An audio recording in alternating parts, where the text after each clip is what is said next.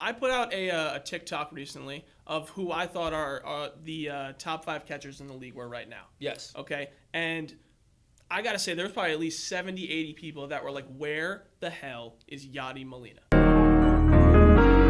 Baseball lifestyle. It's my lifestyle.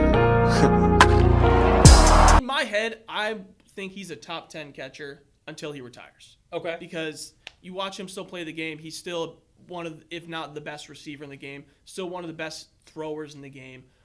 He's got a leadership, all that stuff. Not as good a hitter as he was maybe when he was a little bit younger, but I still think he's definitely top 10 without a doubt. I think there's some younger guys that just do things a little bit better hitters, stuff like that. And I wanted to get your thoughts on it because I still love Yadi as a player. I think Yadi, again, goes back to, do you think analytics are everything? Do you think that analytics are nothing? Or do you think they're somewhere in between, right? I lean towards that analytics still aren't used enough to define success. And then again, I'm going to use basketball as the reference. Mm-hmm. If Shaquille O'Neal played basketball today, he wouldn't be a Hall of Famer. Might be a hot take for some people, but the guy couldn't shoot 3 free throws, and he wasn't a three-point shooter. In today's game, how is he going to cover the stretch center who's 6'8" and shoots 40% from three-point range? He's going to have to get under the basket. That takes away his rebounding. That takes away a lot of the things that made him successful. When Yadi came up, guys stole bases more.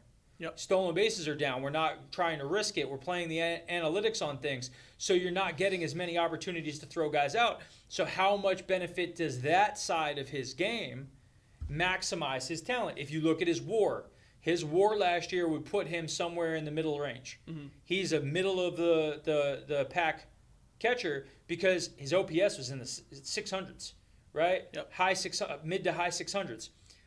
His bat doesn't hold up, and his defensive ability has lessened with people recognizing we don't want to put ourselves in a disadvantage. We want guys on base, yep. Right? And if we steal and we get caught, we deleted a guy on base in a situation where we know the other numbers. Mm-hmm. Guys still steal, so it's still important. But I would have to say at this point, I don't know. I think Yadi has fallen out of the top 5.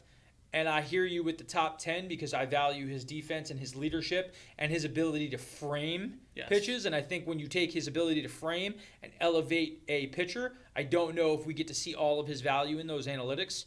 So I would go with you on the top 10, but he's definitely not top 5 any longer. Mm-hmm. And it's because defense as a whole from that position has been minimized because you're not throwing guys out as much anymore. Yeah, it's definitely a league now where you have the few guys that are still, hey, you're a great defensive catcher. I don't care that you bat 210. Yeah. Play the game.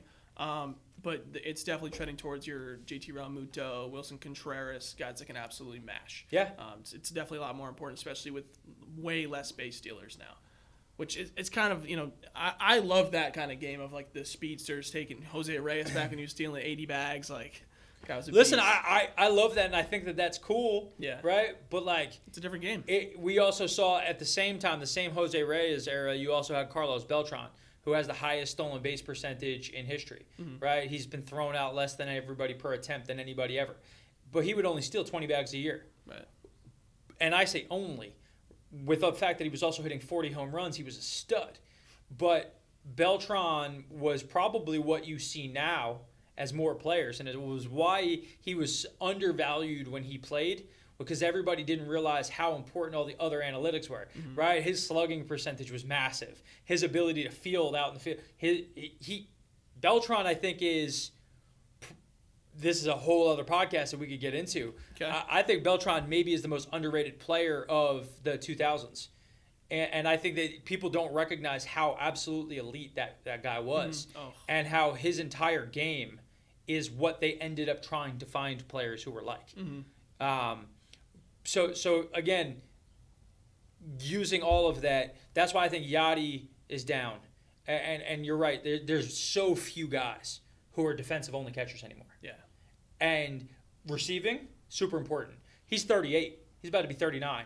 He's been in the show for almost 20 years. Mm-hmm. He's great. He's more experienced at doing it than anybody else. And that side of his game will not diminish with age. Yep. So it comes down to what you value. And obviously the Cardinals have valued that stability.